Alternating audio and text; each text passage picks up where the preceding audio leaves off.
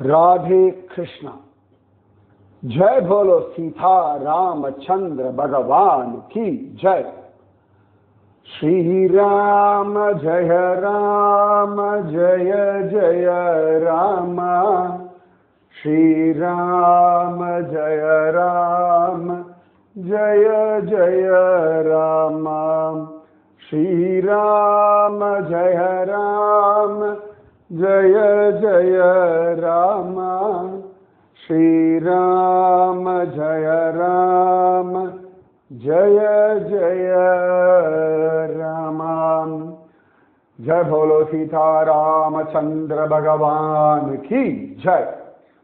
जय बोलो राष्ट्र गुरु समर्थ रामदास स्वामी की जय। अयोध्या ரொம்ப அழகான நம்முடைய மோட்ச புரி. ஸோ அங்க போனாலே, அதை நினைச்சாலே, அதை பத்தி பேசினாலே, அதை பத்தி கேட்டாலே நிச்சயமாக மோட்சம் உண்டு. ஏன்னா அந்த அயோத்தியாவை தன்னுடைய அவதார ஸ்தலமாக சுவாமியே தீர்மானிச்சிருக்கார். அப்ப எவ்வளவு பெரிய விஷயம் இல்லையா? இப்ப சில பிராண்ட் எல்லாம் உண்டு, ஷூ இல்லாட்டி ஏதானும் இந்த போன்விட்டா, பூஸ்ட், ஹார்லிக்ஸ் மாதிரி, இல்லாட்டி ஏதானும் அப்பாரல்ஸ், ட்ரெஸ்ஸஸ், அப்புறமா இந்த கண்ணாடி, அப்புறமா இந்த மாதிரி வாட்ச், அதுக்கெல்லாம் பிராண்ட் அம்பாசிடர் அப்படின்னு சொல்லுவோம். ஸோ நல்ல பிளேயர்ஸ்லாம் இருக்கான்னா அவெல்லாம் இந்த ட்ரிங்க் குடிச்சு தான் ஹெல்த்தியாக இருக்கா, ஸ்ட்ராங்காக இருக்கா அப்படின்னு சொல்லி அவன் அந்த பிராண்டை என்டார்ஸ் பண்ணுவான். அந்த பொருளுக்கான விளம்பர தூதுவர், அதான் பிராண்ட் அம்பாசிடர். ஸோ அவளுக்கு கோடிக்கணக்கில் பணம் வரும் வச்சுக்கோங்க அந்த அம்பாசிடராக இருக்கிற அவளுக்கு. ஸோ பூஸ்ட் இதுக்கெல்லாம் நீங்கள் நிறைய பேரை பார்க்கலாம், விளையாட்டு வீரர்கள்லாம். நிறைய சினிமாக்காரெல்லாம் வந்து நிறைய விஷயங்களுக்கு பிராண்ட் அம்பாசிடராக இருப்பாள். அதே மாதிரி சில ஆர்கனைசேஷன், நான் கவர்மெண்ட் ஆர்கனைசேஷன், என்ஜிஓன்னு சொல்லுவோம் இல்லையா, அவைகளுக்கெல்லாம் கூட சில பேர் ரொம்ப பிராண்ட் அம்பாசிடராக இருப்பாள். அதோட டிஷர்ட்லாம் போட்டு அழுவா. அப்ப மக்களுடைய மனசுல, ஓ இவர்கள் இந்த பிராண்டை என்டார்ஸ் பண்றா, இந்த பொருளை இவர்கள் கொண்டாடுகின்றார்கள், இவர்கள் இந்த பொருளுக்கான ஒரு மதிப்பை கொடுக்கிறார்கள் சொல்லிட்டு அந்த பொருளை வாங்குவார்கள். நல்ல ஓடுறவர்கள்லாம் அப்படி இருக்கானா, அவளுக்காக ஷூஸ், அவள்லாம் அந்த ஷூஸ் போட்டு ஓடுறா அப்படின்னா இருக்கும். ஸோ அந்த பிராண்டுக்கு அவர்கள் ஒரு மரியாதையை கொடுக்கிறார்கள் இல்லையா? அப்போ அவர்கள் சேல்ஸ் ஜாஸ்தி ஆகும் அப்படின்னு இருக்கு. அதெல்லாம் வந்து உண்மையாகவே அந்த பிராண்டு நல்லா இருக்கணும், இல்லாட்டி அந்த பிராண்டுனால மற்றவர்களுக்கு நன்மை விளையணும்னு அவசியம் இல்லை. ஆனாலும் இவர்கள் தங்களுடைய பணம், தங்களுடைய பெருமை, தங்களுடைய சம்பாத்தியத்திற்காக அந்த பிராண்டெல்லாம் பத்தி பெருமையா அட்வர்டைஸ்மெண்ட்லாம் கொடுப்பார்கள். அந்த அட்வர்டைஸ்மெண்ட் பைசாவத்தால அதுவும் நம்ம தலையில வந்து விழுந்து வச்சுக்கோங்க. ஆனால் நமக்கு தெரியறதில்லை. ஆனா அதுக்கே ஒரு பிரயோஜனம் இருக்கிற அந்த பிராண்ட் அம்பாசிடர்ஸ் அப்படின்னா. ஆனா இங்க ராமன் அயோத்தியாவை தீர்மானிக்கிறான். அயோத்தியா அவ்வளவு வசதி. ராமன் வரத்துக்கு முன்னாடியே அயோத்தியா வசதி. ராமனுடைய வம்சம் வந்து ரகு வம்சம், அவ்வளவு பெருசு, அவ்வளவு பழசு. சூரிய வம்சம், இஷ்வாகு, ஹரிச்சந்திரன், நம்ம கங்கை வர காரணமாக இருந்தவர் எவர்? அவர் வந்து ராமனுடைய வம்சம். அந்த அவர் யார்? இன்றைய கேள்வி அதுதான். கங்கை வர காரணமாக இருந்தவர் எவர்? யாரா? நிறைய பேர் தபஸ் பண்ண, ஆனா ஒருத்தருக்காகத்தான் கங்கை. ரொம்ப சுலபமான கேள்விதான். இருந்தாலும் நீங்களாம் ரொம்ப சின்சியரா இருப்பல, இன்னைக்கு என்ன கேள்வின்னு கேடுறதுனால இன்றைய கேள்வி. சரி, இது இன்னொரு குட்டி கேள்வி. இந்த கங்கை வரத்துக்கு இவர் தவம் பண்ணார் காரணம். அப்ப அவருடைய மூதாதையர்கள் சத்கதி அடையறதுக்கு கங்கையில அவருடைய அஸ்திய கரைச்சா அவர்கள் சத்கதி அடைவார்கள். ரைட்டா? இதுக்காக தான் கங்கைக்காக தபஸ் பண்ணார். ஆனா அந்த மூதாதையர்களுக்கு சாபம் கொடுத்தவர் யார்? அவர் தான் அவர்கள் எல்லாம் சாம்பல் ஆக்கிட்டார். ஏன்னா அவர்கள் இவரை திருடன் அப்படின்னு தப்பா குற்றம் சுமத்தினதுனால. சோ 2 கேள்வி. முதல் கேள்வி உங்க எல்லாருக்குமே தெரியும், கங்கை பூமிக்கு வர காரணமானவர் யார்? அந்த கங்கையில யாருடைய சாம்பலை கரைக்கணும்னு இவ்வளவு பிரயத்னப்பட்டார்களோ அந்த சகர புத்திரர்களுக்கு சாபம் கொடுத்து அவர்களை பிடி சாம்பலாக மாற்றினவர் யார்? இந்த 2 கேள்வி 2 பதில் வெயிட்டிங். சரியா? ஜம்முன்னு நிறைய பேர் நேற்று ஆகாசவாணி நம்ம அதான் ஆல் இந்தியா ரேடியோ அதனுடைய ஸ்லோகம்தான் பகுஜன ஹிதாய பகுஜன சுகாய. ரொம்ப அழகு. நீ கொஞ்சம் அப்படியே பாருங்க. நம்முடைய இந்த கவர்மெண்ட் ஆர்கனைசேஷன் ஒவ்வொன்றுத்துக்குமான ஸ்லோகன் ரொம்ப அழகா இருக்கும். Find it out. ரொம்ப ஜோரா இருக்கும். ரிக்வேத மந்திரம். ஓகேவா? சோ அப்ப அயோத்தியா ராமனை காட்டிலும் சக்தி. நிறைய பேர் நினைச்சுட்டு இருக்கோம் ராமன்னாலே அயோத்தியாவுக்கு பெருமை அப்படின்னு. சரியா? அயோத்தியாவினாலே ராமனுக்கு மகிமை. அவ்வளவு வசதியான அயோத்தியா புரி, மோக்ஷபுரி. அப்ப அந்த அயோத்தியால ராமன் இது தன்னுடைய குடும்ப சொத்து, அவனுடைய பரம்பரை வீடு. அது இது வெறும் ராமனுடைய இடம் மட்டும் இல்லை. அதனால நாம் எல்லாரும் இந்த அயோத்தியா புரியை அடைந்தது, கோவிலை அடைந்ததுன்றது இவ்வளவு பெரிய விஷயம் தெரியுமா? அது இன்னும் நிறைய இருக்கு.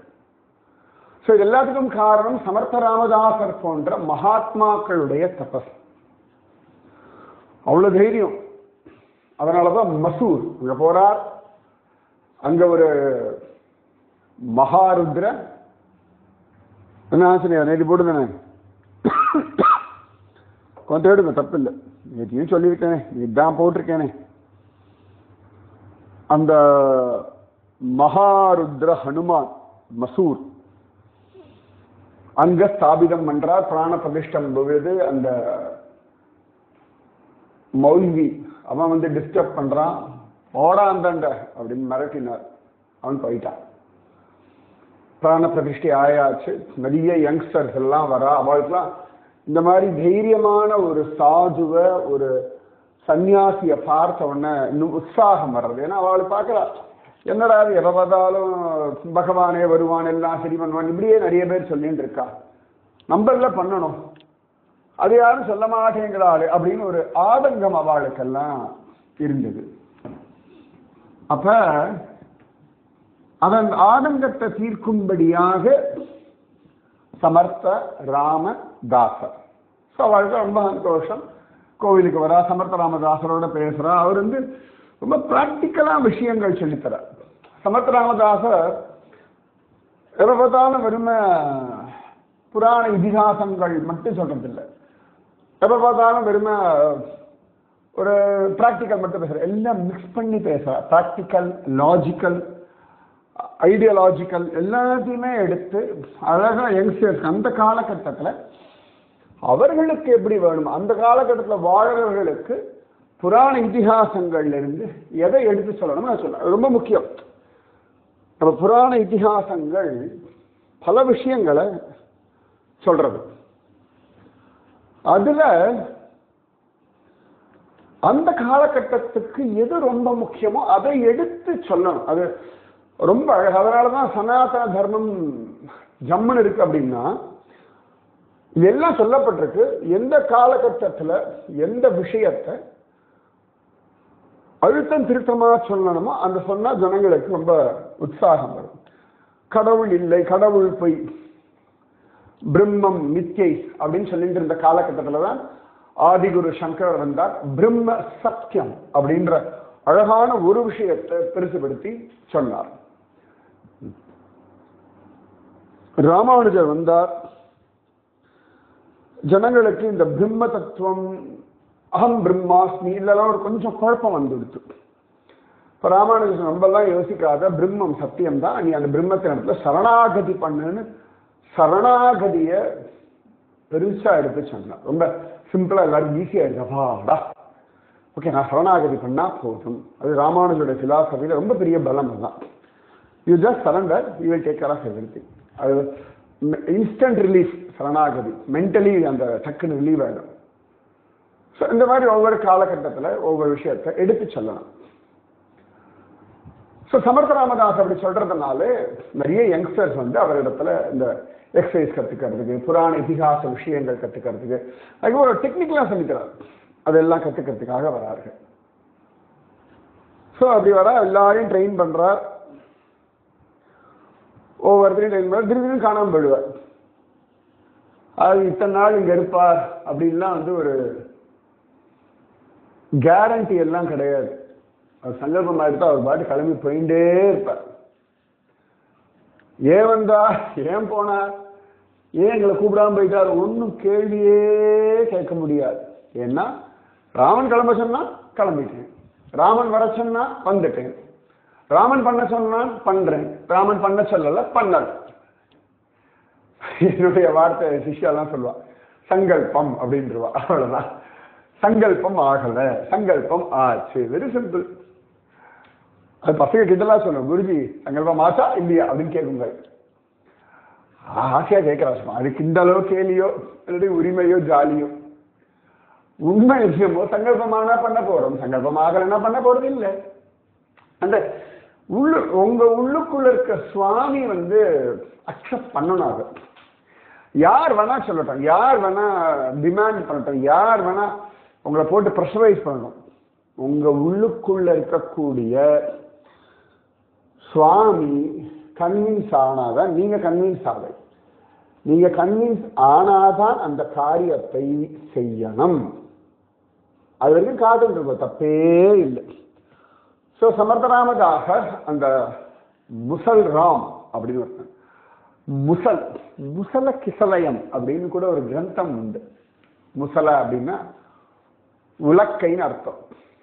அந்த காலத்துல உலக்கைன்னு ஒன்று உண்டு. நாங்கெல்லாம் சின்ன வயசுல பார்த்தோம். இப்பெல்லாம் எங்க கிராமங்கள்ல இருக்கலாம், சில வீடுகள்ல இருக்கலாம். முசல கிசலயம்னா உலக்கை கொழுந்து அப்படின்னு அர்த்தம். ஒரு பெரியவாசான் பிள்ளையினுடைய ஒரு சிஷ்யர் உண்டு, பின்பழகிய பெருமாள்ஜியர்னு. அவருக்கு ஒன்றும் எழுத படிக்கவே தெரியாது. அவர் சமயத்தில் வேத பாடம் படிக்கிற பசங்களை பார்த்து, என்னடா படிக்கிறீங்க, என்னடா அது விஷயம் சொல்லுங்கடாங்கன்னு அவங்கெல்லாம், அதுவா முசல கிசலயம் அப்படின்ட்டாங்க. பேரே அழகா இருக்கேடா, முசல கிசலயம், முசல கிசலயம், இப்படியே ஜெபிச்சுட்டு போயிட்டு இருக்காரு. அப்ப பெரியவாசான் பிள்ளைக்கு கூப்பிட்டு கேட்டாரு, என்னடா சொல்லிட்டு இருக்கா நீ?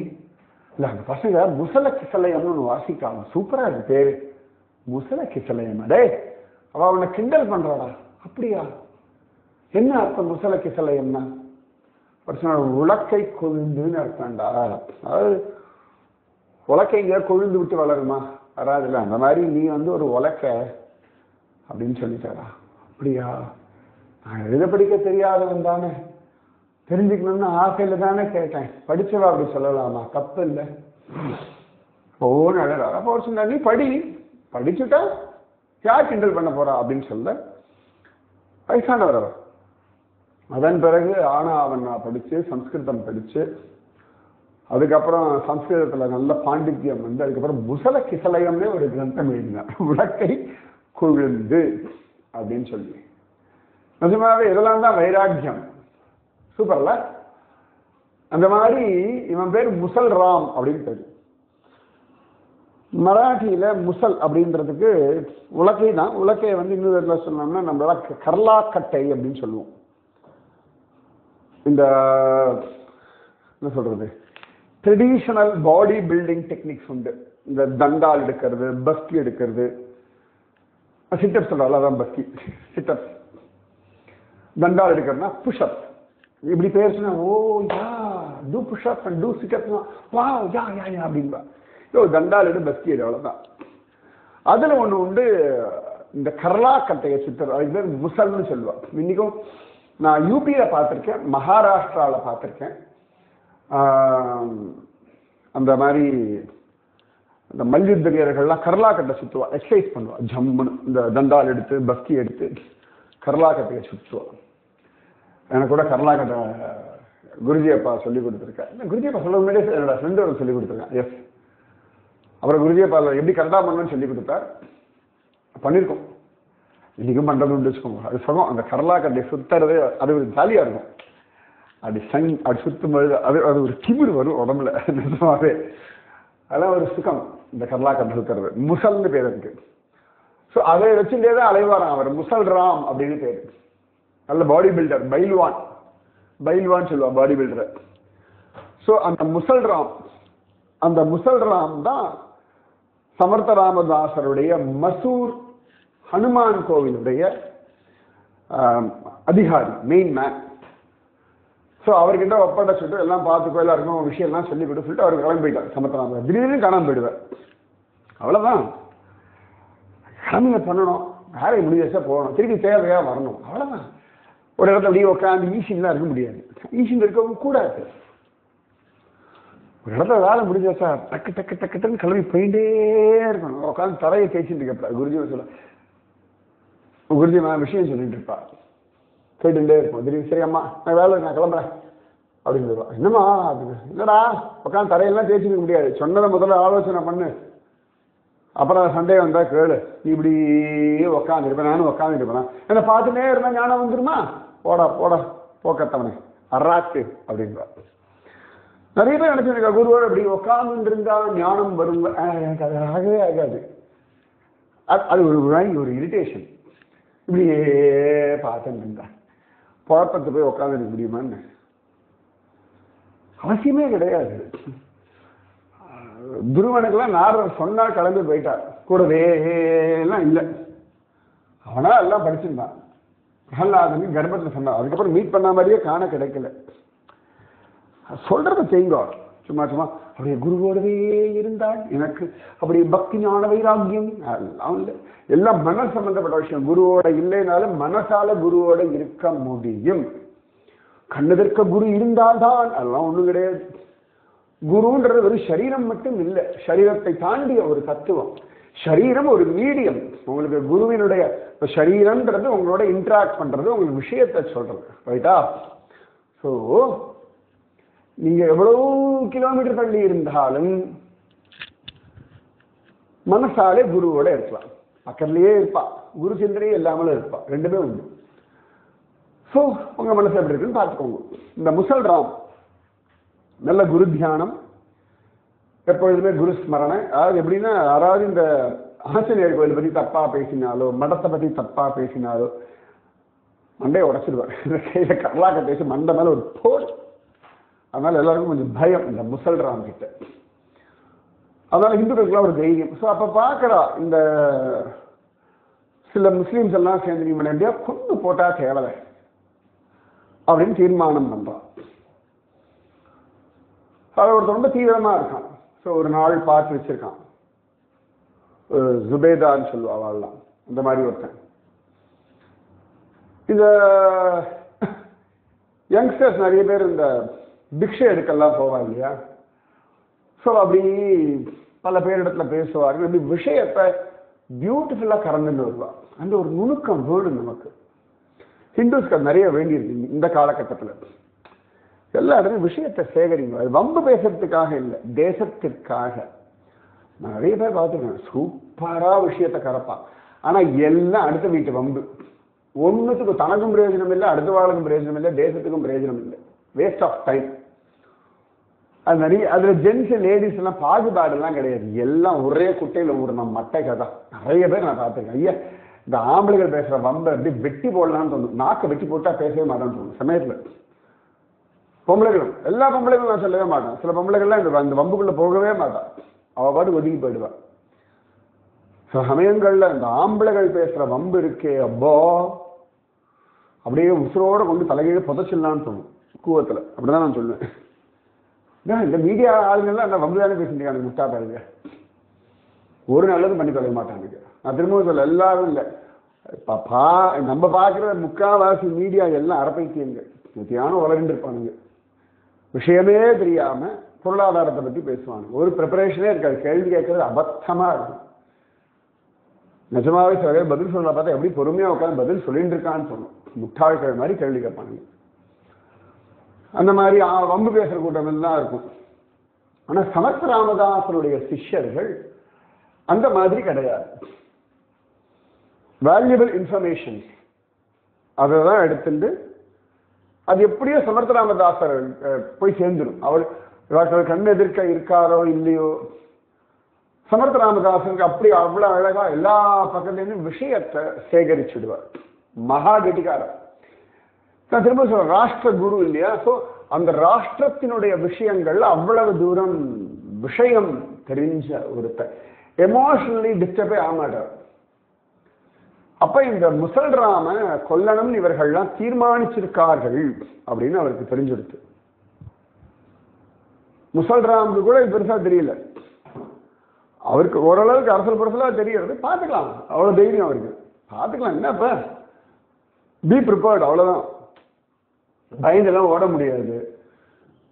என் வாழ்க்கை ஒரே பிரச்சனை, நீங்க சொல்லிட்டே இருக்கு, பிரச்சனை இருக்குதானே செய்யும். அதுக்காக ஓடலாம் முடியாது, அதுக்காக அழ முடியாது, அதுக்காக புலம்ப முடியாது, அதுக்காக ஐயோ தலையில கைச்சு உட்கார முடியாது. ஃபேஸ் பண்ணுங்கோ. ஆட்டுக்காரர் பிரச்சனையா ஃபேஸ் பண்ணுங்க, பொண்டாட்டி பிரச்சனையா ஃபேஸ் பண்ணுங்க, குழந்தைகள் பிரச்சனையா ஃபேஸ் பண்ணுங்க.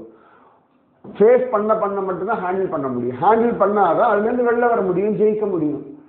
அப்படியே சொஃபஸ்டிகேட்டடா ஸ்மூத்தா ரிலாக்ஸ்டாலாம் ஒரு லைஃப் கிடையாது. நீங்க தான் அதை சொஃபஸ்டிகேட்டடா ஸ்மூத்தா மாத்திக்கணும். இப்ப இந்த வண்டிகள்லாம் உண்டு, கரடுமுரடான பாதைகளில் மென்மையான பயணம் அப்படின்னு அட்வர்டைஸ்மெண்ட் போடுவா. எப்படி போடுறா அப்படின்னா, அந்த பாதைகள் கரடுமுரடா இருந்தாலும் அந்த வண்டியில் அந்த மாதிரி ஷாக் அப்சார்பர்னு சொல்லுவா. அப்படி குலுங்கினாலும் அப்படி நமக்கு ஒன்றும் பெரிய டம்முன்னு அடிக்காது. இப்போ இங்கே சைக்கிளில் போனால் டம்முன்னு அடிக்கும், வண்டியில் போனால் லேசாக இருக்கும். இன்னும் கொஞ்சம் நல்லா கம்ஃபர்டபுள் வண்டியிலலாம் போனால் அந்த ஜர்க்கே தெரியாது, ரைட்? அப்போ அதுக்கேற்ற மாதிரி அதில் அந்த சஸ்பென்ஷன் போட்டிருப்பான். அப்போ சுகமா இருக்கும். அந்த மாதிரி நீங்க உங்களை ஸ்ட்ராங் பண்ணிட்டு நீங்க உங்க வாழ்க்கையை ஹேண்டில் பண்ற விதத்தை மாற்றும் பொழுது மட்டுமே வாழ்க்கை ஸ்மூத்தாக இருக்கும். நீங்க கற்பனை பண்ணிட்டு இருந்தேன்னா, கனவு கண்டுட்டு இருந்தேன்னா அதெல்லாம் நடக்காது. உங்களின் மாற்றம் உங்கள் வாழ்க்கையில் மாற்றம். பி த சேஞ்ச், அவ்வளவுதான். பார்த்துக்கலாம் அப்படின்னு இருக்கார் இந்த முசல்ராம். அப்ப இதுக்கு சமர்த்தராம விஷயம் தெரிஞ்சாச்சு. அவர் மசூருக்கு வந்தாச்சு. இவ என்னைக்கு வந்து இந்த முசல்ராம அட்டாக் பண்ணோன்னு அந்த ஒருத்த முடிவு பண்ணியிருக்கானோ, அதுக்கு முன்னாடி சமர்த்த ராமதாசர் மற்ற பசங்கள்லாம் இருக்கா இல்லையா, அவளெல்லாம் வச்சு எவன் அடிக்க வந்தானோ அவனை பிடிச்சு அடி அடி அடின்னு அடிச்ச. ஒரு சாது, ஒரு சன்னியாசி, ஒரு சுவாமியார் இப்படி செய்யலாமான்னா, காலத்திற்கு தகுந்தாற் போல சாமியார்களும் ஆய்த்தான் ஆகணும். ஆப்ஷனே கிடையாது. அவையா இருக்க சாது சாதுவாகவே இருக்கணும் அவசியம் இல்லை. நல்லவர்களுக்கு சாதுவா இருக்கணும். கண்ணன் கூட தான் மாடுகள் மேல அவ்வளவு அழகா மாடுகளுக்காக புல்லாமல் வாசிண்டு அவைகள் எல்லாம் காப்பாத்திண்டு ஜோரா மேய்ச்சிட்டு இருந்தான். அதே ராட்சசர்கள் வந்தா கிழிச்சு போட்டுருவான். அப்படிதான் ராமன் வந்து சுக்ரீவன் இடத்துல விபீஷன் இடத்துல ரொம்ப சாஃப்டா இருந்தான். பட் வாலியின் இடத்துல ராவணன் இடத்துல சாஃப்டா இல்லை. அவ்வளவுதான். டாக்டர் வந்து பேஷண்ட் கிட்ட சாஃப்டா இருக்கணும், பேஷண்ட்டுடைய வியாதி கிட்ட கொடூரமா இருக்கணும். அப்பதான் அந்த வியாதி கிட்ட வந்து பேஷண்ட்டை காப்பாற்ற முடியும். ஸோ இது அழகான ஒரு நியாயமான தர்மம். அடி வெளுத்து வாங்கிட்டார் இந்த பசங்களை வச்சுட்டு. முசல்ராம் பக்கத்தில் வரவே இல்லை, முசல்ராமையும் கூப்பிடல. மற்ற பசங்களை வச்சு அடிச்சு வெளுத்து வாங்க அவன் அலறிட்டான், கெஞ்சி கதறினான். நான் இந்த பக்கம் வரமாட்டேன், இப்படி பண்ண மாட்டேன் அப்படின்னு அலறினான். அப்ப சமர்த்த ராமதாசர் ஒரு உச்சஸ்தாயில ஒரு கத்தினார் அவனை பார்த்து. ஒரு பெரிய ஒரு ஸ்லோகம், ரொம்ப அழகா மராட்டிக்காரெல்லாம் டெய்லியே இதை ஜெபிப்பார்கள். समर्थाचिया सेवका वक्रपाहे असा सर्व भूमंडली कोण आहे जयाची लीला वर्णिती लोकतींही नुपेक्षी कदा राम दासाभिमानी बघा चला समर्थाचिया सेवका वक्रपाहे असा सर्वे भूमंडली कोण आहे இங்க வந்து சமர்த்தனுடைய சேவகன் அப்படின்றார். இங்க சமர்த்தனுடைய சேவகன் சாமர்த்தியமான சேவகன் யாருடைய? ராமனுடைய சேவகன். எவன் ராமனுடைய சேவகனோ அவனிடத்துல வக்கரமாக ஒரு பார்வையோ வக்கரமான ஒரு காரியத்தையோ யாராவது பண்ணலாம் நினைச்சிட முடியுமா? அசா சர்வே பூமண்டலி கோண ஆக எவர்தான் ராமனுடைய தாசனிடத்துல ஒரு கொடூரமான எண்ணமோ கொடூரமான காரியத்தையோ பண்றதுக்கு இந்த பூமண்டலத்துல எவனாவது ஒருத்தர் இருக்கான்? ஜயாச்சி லீலா வர்ணிதி லோகதீன்ஹி எவனுடையதான ஜெயத்தை பெருமையே 3 லோகங்களும் பாடுகின்றதோ அப்பேற்பட்ட ராமதாசனிடத்துல எவனாவது ஒருத்தன் வாழாட்டிட முடியும்? समर्थाचिया ओकेवा समर्थाचिया सेवका वक्रपाहे असा सर्वे भूमंडली कोण आहे जयाची लीला वर्णिती लोकतींही नुपेक्षी सदा रामदासाभिमानी சில பேர் சொல்லுவாங்க ராமதாசனுடைய சேவகன் கிட்ட எவனா வாழாட்ட முடியும்? கொடூரமா நினைச்சு உண்டு பூமண்டலத்துல ஒரு பய கிடையாது. நீ ஏன் சிஷ்யா பக்கத்துல வர்றதுக்கு ஜாகிரத. நிஜமான அந்த கோபத்தை அழகாக நிறைய குருமார்கள் இடத்துல பார்த்திருக்கேன். முக்கியமா நான் குருஜியம்மா இடத்துல பார்த்திருக்கேன். என்னடா அப்படின்ட்டுருவா. என்னுடைய பர்சனல் அனுபவங்கள். நான் என்ன யாராவது சொல்லும் பொழுதும் வெளுத்து வாங்கிடுவா. சில சமயம் நம்ம கொஞ்சம் மண்டகணம் ஜாஸ்தியாகி அந்த அவளெல்லாம் நீங்க உள்ள விடாதீங்க அப்படின்னு. யாரை பார்த்து என்ன என் சிஷ்யா நீ யாரா சொல்றதுக்குவா. நமக்கு திடீர்னு சந்தேகம் வரும், நம்மளும் சிஷ்யா தானே. சிஷ்யன்றது எல்லைக்கோட்டை தாண்டினா வெளுத்து வாங்கி விட்டுருவா. ஸோ குருவுக்கு அந்த ஒரு உரிமை உண்டு. தன் சிஷ்யர்கள் மேல யாராவது எத்தையானு சொன்னா கிழிச்சு எடுத்துருவா. நிஜமாவே கிழிச்சு எடுத்துருவா. உண்டு இல்லைன்னு பண்ணிட்டு தான் மறுவேளை பார்ப்பா. தன்னை சொன்னா கூட விட்டுடுவா.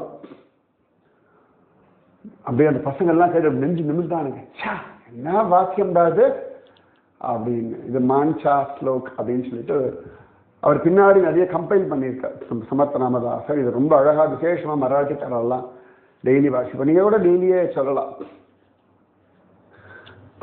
समर्थाचिया सेवका वक्रपाहे असा सर्वे भूमंडली कोण आहे जयाची लीला वर्णिती लोकतींही नुपेक्षी कदा राम दासाभिमानी. அப்படி ஜெயிச்சாச்சு அவர்களை. அவன் அல்லறி அடிச்சு ஓடிட்டான். முசல்ராம் கண்கள்லாம் ஆனந்த கண்ணீர். என் குருநாதா சத்குருநாதா பாஹிமாம் அப்படின்னு காலில் விழுந்தான். சத்குருநாதா பாஹிமாம். சத்குருநாதா காப்பாத்து. கத்த கூட எல்லாருக்கும் வந்து காப்பாத்திட்டாரே அப்படின்னு உருகினார். சும்மா இல்ல, அடிதடி சாமியார் நம்மாளு. யாரு? சமர்த்த ராமதாசர். தப்பே கிடையாது. அந்த மாதிரிதான் இன்னைக்கெல்லாம் மட்டாதிபதிகள் குருமார்கள் பீட்டாதிபதிகள்லாம் மாறணும். வெளுத்து வாங்கி விடணும். 4 பேரை பிடிச்சி இழுத்து போட்டு 4 அரைன்னு வச்சுக்கோங்களேன். தானே அடங்குவாங்க. பார்த்துக்கலாம். சரியா? மீதி விஷயம் நாளைக்கு. ராதே கிருஷ்ணா. ஸ்ரீராம ஜய ராம ஜய ஜய ராம. ஸ்ரீராம ஜய ராம जय जय राम. श्रीराम जय राम जय जय राम. श्रीराम जय राम जय जय बोलो सीता रामचंद्र भगवान की जय। जय बोलो राष्ट्र गुरु समर्थ रामदास स्वामी की जय। जय हिंद, भारत माता की जय। जय बोलो वीर धीर सूर आंजनेय स्वामी की जय। जय जय जय जय जय। राधे कृष्ण।